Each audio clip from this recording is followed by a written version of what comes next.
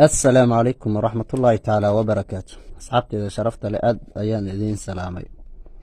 waxaan maanta idiin wadaa 6 qodob oo haddii mid ka mid ah bulshada ay kugu barato ay ku taqaano qof xun. waa 6 qodob oo lagu ogaan karo qofka xun. qodobka koobaad waa beenta.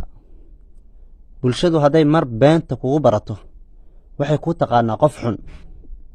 wax badanna kaa qaadan mayso, wixii aad sheegtana aamini mayso, waxaadna ka dhex tahay qof xun. qofka beenta badan oo mar kasta wax isdaba mariya bulshadu ma jecla oo waxay yiraahdaan hebel waa qof xun waana beenaale.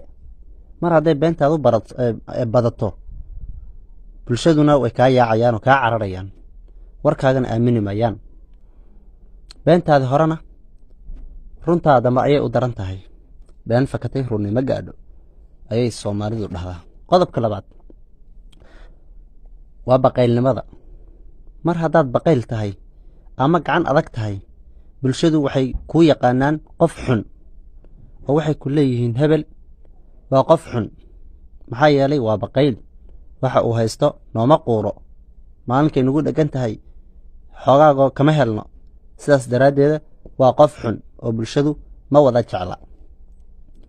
qodobka saddexaad waa faanka badan. qofka faanka badan leh oo maanta oo dhan dadka u fanfaano oo yiraahdo horumarkiisa iyo waxyaabahaas dadka ugu fanfaano bulshadu ma jecla. waxay leeyihiin hebel waa qof xun oo waxa uu yahay iyo wax uusan ahaynba wuu ka sheekeeyayo waa faan badan yahay, waa qof xun. qodobka afraad waa dad isku dirka. qofka dadka isku diro ee madaxa isku geliyo oo laba qof oo saaxiibadeed xitaa holac ka dhex shidahayo bulshadu ma jecla oo waxay ku leeyihiin hebel waa qof xun waayo dadka ayuu isku diraa.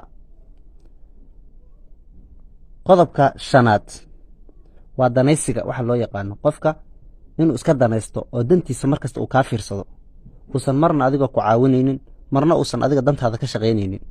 bulshadu ma jecla qofka dantiisa markasta ka shaqaysto oo dantaadana aan ka shaqaynaynin. oo bulshadu waxay jecel yihiin qofka danta guud uu ka shaqeeyo markasta u shaqeeyo ayaga. lambarka 6 waa qabyaaladda. qofka ka shaqeeya qabyaaladda iyo qabiilaysiga bulshadu ma jecla oo waxay ku leeyihiin hebel waa qof xun oo qabiilaysta ah. waad artay qabyaaladdu waa wax xun, waana la isku cayaa. qofku bulshadu waxay jeceshahay qofka dadkoo dhan u shaqeynaya, islaamka u shaqeynaya, bil'aadanimada ku shaqeynaya, danta guud un ka shaqeeyo. qofka qabiilaysiga mar walba qabiilka iyo waxaas ku shaqeynayo bulshadu ma jecla. waan filayaa inaad wax badan ka faa'iidaysatay. mahadsanidin.